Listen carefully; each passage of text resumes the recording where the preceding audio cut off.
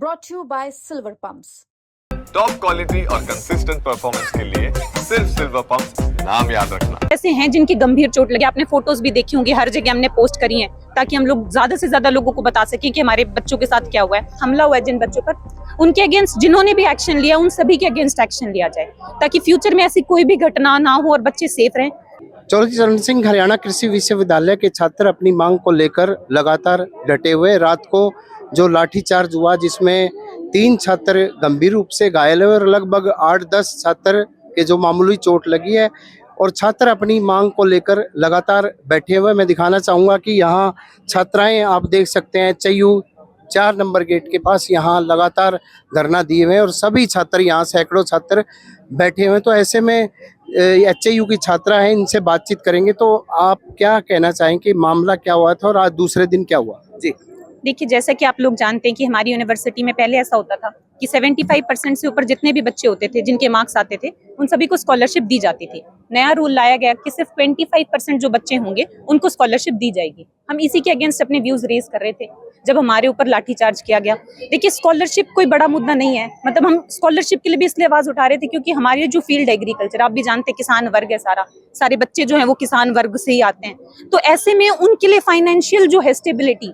वो स्कॉलरशिप एक माध्यम था, उसके बिना उनकी पढ़ाई में रुकावट आएगी। और सबसे बड़ा मुद्दा है, आप एमएससी पीएचडी जैसी पढ़ाई बिना स्कॉलरशिप के कर ही नहीं सकते। आगे इतना वो है, मतलब आप परिवार से कितना मदद लोगे जब आप एक किसान या गरीब वर्ग से आते हो। इसके अगेंस्ट हम अपने व्यूज रेज कर रहे थे जब हमारे ऊपर लाठीचार्ज किया गया।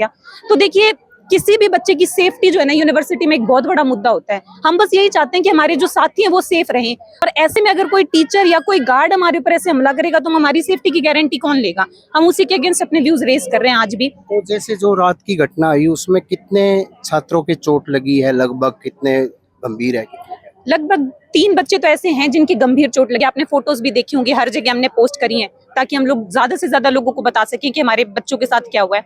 इसके अलावा कम से कम ऐसे हैं 7-8 बच्चे जिनके मतलब मामूली चोट आई थी पर वो भी अभी एडमिट हैं, तो वो आ नहीं सकते। अगर आप लोग उनकी जानकारी लेना चाहते तो सिविल हॉस्पिटल से ले सकते हैं। तो आप क्या मांग करते हैं, क्या क्या आज मांगे रखी, दूसरा दिन लगातार धरना जारी? हमारी जो सबसे बड़ी मांग है वो यही है कि जिन बच्चों के साथ हमला हुआ है, जिन बच्चों पर, उनके अगेंस्ट जिन्होंने भी एक्शन लिया उन सभी के अगेंस्ट एक्शन लिया जाए ताकि फ्यूचर में ऐसी कोई भी घटना ना हो और बच्चे सेफ रहें।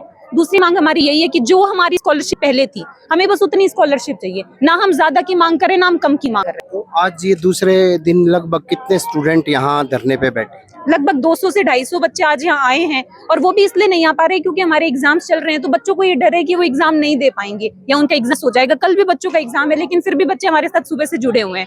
तो ऐसे माहौल के बीच में भी अगर हम प्रदर्शन कर रहे हैं तो मुद्दा काफी गंभीर है हमारे लिए भी। जैसे अगर मांगे नहीं मानी जाती तो किस तरह का आगे कदम उठाया जाए?